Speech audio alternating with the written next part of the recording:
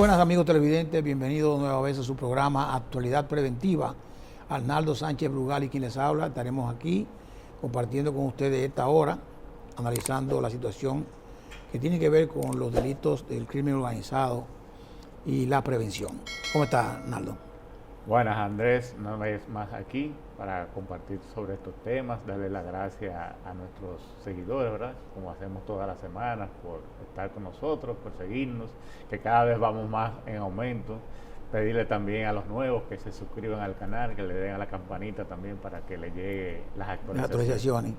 Tuvimos muy buena relación con relación a la entrevista de Vila. De Gonzalo Vila. Fue muy interesante los temas que manejaron con él. Arnaldo, nosotros creo que debemos hacer una revisión para los amigos televidentes relacionados con los temas que están en el Ministerio Público de hace casi 2 años. Muchos 2 años, otros menos que eso, pero ya muchos más de 18 meses. Temas que en cada uno de ellos había un componente de lavado de activos o cualquier delito precedente casi relacionado con el mismo delito de lavado de activos. Y digo, hablarlo nosotros porque la mayoría de ellos, además de que ya han vencido sus plazos, 18 meses, y el Ministerio Público no ha tenido todavía la oportunidad de poder acusar formalmente, y además de eso, la mayoría de ellos están en sus casas, con una variación de la medida de coerción, pero están en su casa, durmiendo ya en sus colchones, ¿verdad? Que eso es muy bueno, ¿verdad? Yo me imagino que ya Alain, cuando llegó a su casa, que llegó a la 1 de la mañana, ese día me imagino que durmió 2 días corridos. Pero de verdad, de verdad. Tiene que haberlo. Oh, pero corrido, no me llaves nadie. Porque tú puedes estar en una jaula de oro, pero estás preso. Preso. Depende de muchas cosas. No. El ambiente primero, el espacio que tú tienes para dormir, porque si tú, bueno, te sacan al patio varias horas y mira a la gente, además, ese tipo de preso tampoco tiene mucho contacto con los demás presos, ¿eh? O sea, que está aislado. O sea, es una vida bastante difícil. Yo pienso que en la vida siempre hay que actuar bien, Arnaldo. Actuar bien porque el estar cohibido de la libertad es una de las cosas más grandes que tú puedes tener en la vida. Porque tú estás vivo. Te mueres y bueno, pues pasaste a otra vida. Pero vivo, no estamos hablando de si es culpable o no culpable. Está preso porque las autoridades entendieron que tú habías cometido un delito y ese delito tiene que ser probado. Mientras tanto, en ese tiempo que tú estás preso, preventivamente, está preso. Sí, tal vez precisamente esa es la filosofía que hay detrás de todo esto de las medidas de coerción, porque recuérdate que incluso la prisión es la excepción de las medidas. Debe ser la excepción. Debe ser la excepción, muy contraria a lo que pasaba con el sistema anterior, el sistema inquisitorio, ¿verdad? Donde en realidad la prisión era lo regular y la puesta en libertad la excepción. En este caso no, en este caso, en principio, si leemos el Código Procesal Penal, ¿verdad? Debe ser la excepción, solamente en casos muy específicos es que se pone la medida de coerción como prisión preventiva. Así es. Es precisamente, entiendo que pensando en eso mismo, todavía tú no tienes una acusación, todavía tú no tienes no ha sido probado tu delito. Entonces, ese respeto a esa individualidad que tú debes tener, a esa libertad de tránsito, debe primar sobre lo otro. Me imagino, entiendo que esa es la filosofía que hay dentro de las distintas medidas de coerción posibles y que el mismo código establezca esto como una excepción. Aunque viendo lo que mismo ha salido en la prensa, sigue siendo en República Dominicana tal vez una de las medidas más impuestas. Al principio de promulgación del código y de entrada en su vigencia, porque tuvo un plazo de adaptación, se daban muchas libertades y había mucha presión social sobre que, bueno, entonces la gente sale, no pasa nada, porque la gente entiende que el hecho de que no entiende que esto es un juicio preliminar para la elaboración de los elementos de prueba, para entonces pasar a un juicio de fondo, que es el que va a decidir si hay argumento o no. y si debe ser condenado. No, pero la gente ve de esta primera etapa, piensa que el hecho de que te suelto o de que se varíe la medida de coerción y ya que el caso se cerró. Sí, ya tú estás libre, ya estás en libertad. Y de verdad, Arnaldo, se hace muy difícil que la gente entienda, la gente crea eso, porque tú ves que en los medios de comunicación lo dicen, las mismas autoridades lo expresan. Cuando el juez lo habla, dicen su dictamen, qué es lo que está pasando. Pero la gente entiende que tanto a, por ejemplo, Jean Alain en este caso, el hermano del presidente Medina, las hermanas, los otros, el señor que estaba en Oisoe, o sea, todos estos que están en su casa, aunque tengan un grillete, la gente dice, no, ya lo soltaron. Hay muchos que no tienen ni grillete, pero tienen que presentarse periódicamente, en lo que el Ministerio Público sigue haciendo su tarea. Ahora, ahí, Arnaldo, antes de hablar de los delitos, ¿qué podemos nosotros pensar que el Ministerio Público, tú como abogado, y que tiene experiencia porque ha estado ligado cerca del Ministerio Público de una forma u otra, ¿por qué que no han podido completar realmente, acusar, aunque sea un hecho en particular, sino esperando y buscando y llevando muchos papeles a los tribunales para ver si pueden conseguir un caso que se fuera a pasar a la justicia? Bueno, en el caso de Antipulpo ya por lo menos se concluyó el juicio preliminar, ya se presentaron las pruebas que el Ministerio Público ha ido obteniendo o elaborando para poder probar su tesis fáctica, su tesis de qué es lo que pasó en el caso y cómo eso en realidad constituye una violación, algún tipo de precepto penal, constituye algún tipo de crimen o delito. Ese es el único caso que hasta ahora el Ministerio Público ha podido lograr terminar todas las etapas Pero no ha concluido todavía. Bueno, ya el juez está para dar el fallo. Ya concluyó y el juez se reservó el fallo, creo que el 7 de febrero, algo así. Exacto. Que va a leerlo. A leer su fallo. Ahí hay varias cosas. Están las pruebas presentadas por el Ministerio Público, están los famosos acuerdos, ¿verdad? De delación o de juicio abreviado, sí, que hay que analizarlo también. El juez no está, tiene que, aunque ya está hecho entre las partes, el juez tiene que revisar que ese acuerdo esté hecho de acuerdo a lo que establece la ley. O sea, no puede juzgar el acuerdo, pero sí puede juzgar la legalidad del acuerdo y aceptarlo o no aceptarlo en caso de que se haya violado algo. Hay una serie de delitos que no son factibles, acuerdo de juicio abreviado, aquellos, si, o sea, no soy penalista, pero tengo entendido, creo que si en principio, si el crimen juzgado es, su sanción mínima es mayor a 5 años, de 5 años en adelante, no debería beneficiarse de un acuerdo abreviado. Eso habría que chequearlo muy... Cuando es después de 5 años. De 5 en adelante. Si el juicio, si la pena mínima que tiene ese delito es de 5 hacia arriba, entonces no debería beneficiarse de ese... Y aquí lo están haciendo. Porque de hecho... Habría que ver entonces cuál va a ser. De hecho hay uno que se le va a acusar como de 5 años y ya tiene 2 años y medio, 3 años cumplidos. ¿Cómo le llaman cuando dice así? Tiempo cumplido. Tiempo cumplido, ¿verdad? Entonces la persona puede durar 2 años más. Se le computa ese plazo al tiempo. Pero cuando tú te faltan 2 años y si tienes buena conducta, entonces te puede ir al año. Podría, sí, también una libertad condicional. Condicional, o sea, 4 años, 4 años y medio. O sea, 4 años realmente. Es una situación difícil. Ahora, bueno, y así mismo, si leemos la prensa de hoy, Carlos Salcedo está hablando básicamente de eso, no habla del tipo de delito, de la penalidad, de la pena, pero sí habla de otros elementos que el juez tiene que tomar en cuenta para poder aprobarlo. Ahora, eso mismo, cuando la persona sale, vamos a suponer que sean 10 años, y tiene 3 cumplidos, bueno, sale a su casa y se supone que no es prisión domiciliaria. No. Tú estás normal.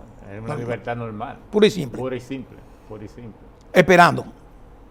Esperando no, cuando te da una libertad condicional, tú tienes que cumplir ciertos requisitos, pero sí, ya tú tienes tu libertad, por lo menos tu movilidad ¿Y y tus derechos. ¿Y qué haría esa diferencia, Arnaldo? Te pregunto a ti como conocedor del área. O sea, ¿lo haría la convicción del juez o que hay algún instrumento legal que diga que se puede hacer eso? Hay una combinación. Ok.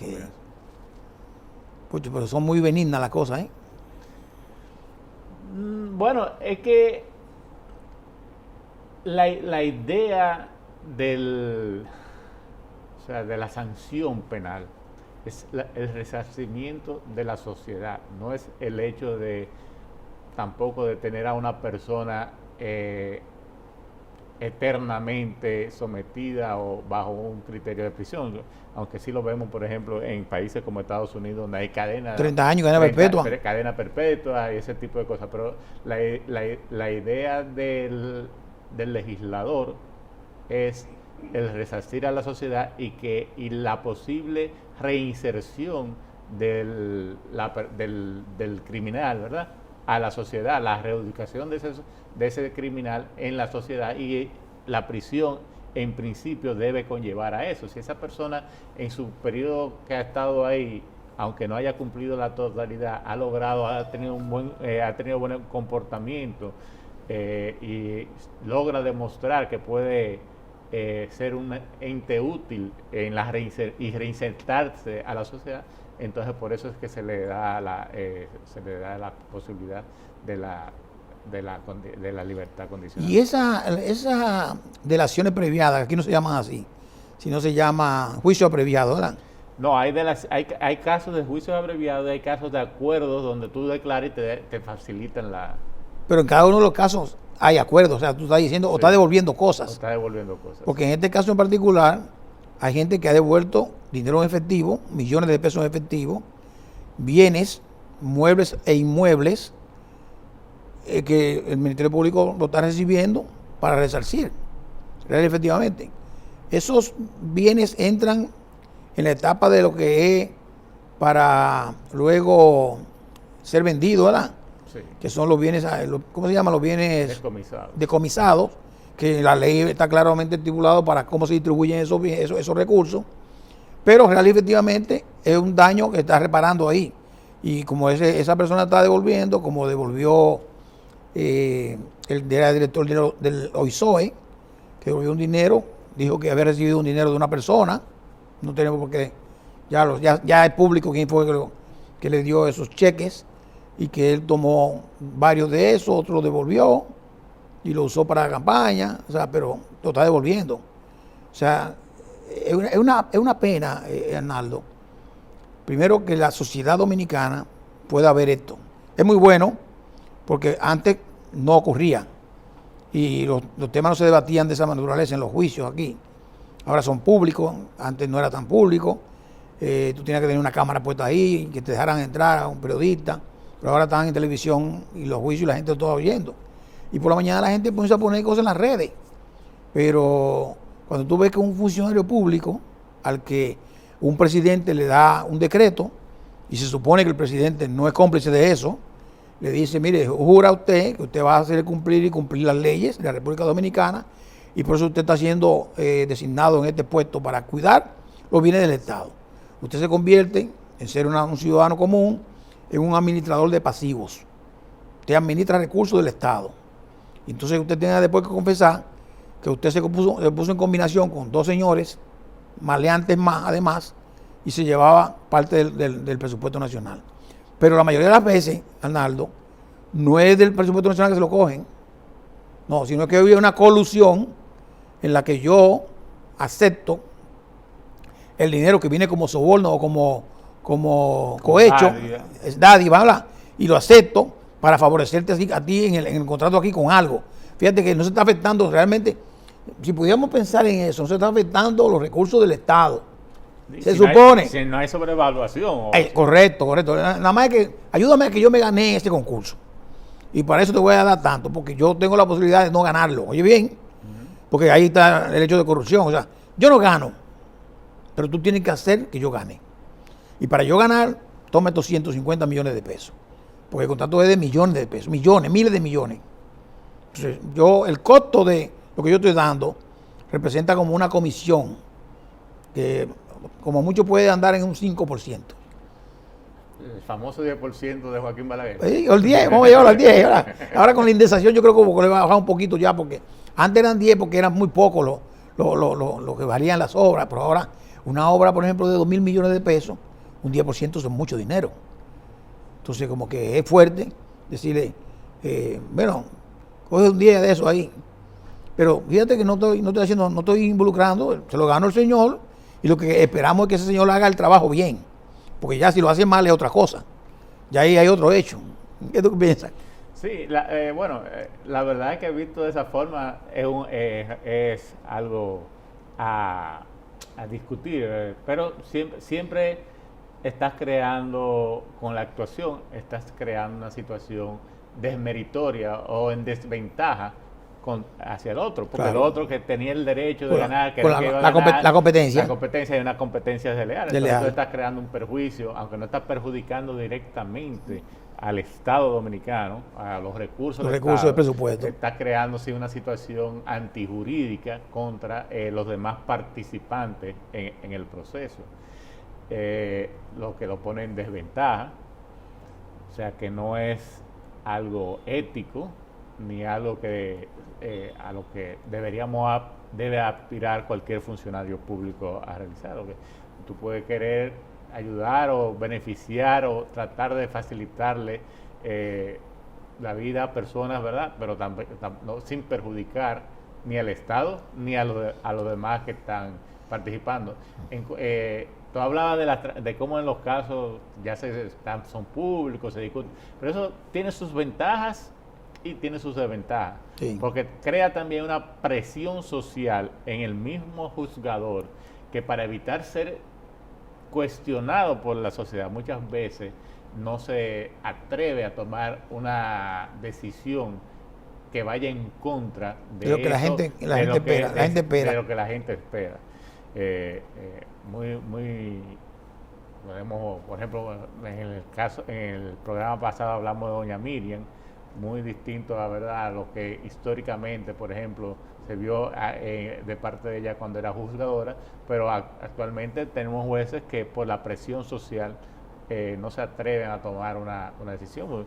En uno de los casos hablamos, por ejemplo, de la distinción que había entre unos ladrones que habían que habían incluso matado a una persona de baja, y a eso le dieron la libertad pura y simple. Sin embargo, al general del Juzgado, Sí. por la misma presión social, que habían circunstancias que Claro, debían haber sido analizadas, sí. a ese sí lo Y está preso. y está preso. Y muy difícil de que se dé una medida que sea impopular, porque la gente no lo va a entender. Y de verdad en ese caso hubo, pues se comprobó. Fue en los mismos días, hubo en San Pedro, en una de esas cortes, en uno de esos distritos judiciales, ahora no me acuerdo, una persona que había cometido un hecho mucho más horrendo que este, Y salió. le dieron una coerción, o sea, presentación periódica. Sin embargo, a este que ahí se puede hablar de riña, ahí se puede hablar de provocación, se puede hablar de muchísimos hechos que tal vez ameritaban también, no que no se juzguen ni que se condene, y tampoco se justifica. porque mató a una persona y hay un homicidio, y no se justifica. pero tal vez no se justificaba la distinción en el tipo de medida de coerción que se le dio. Muy bien, vamos a hacer una primera pausa y seguimos conversando aquí con Arnaldo Sánchez, analizando estos temas que realmente la gente misma busca respuestas, los televidentes. ¿Por qué tal cosa? Pausamos.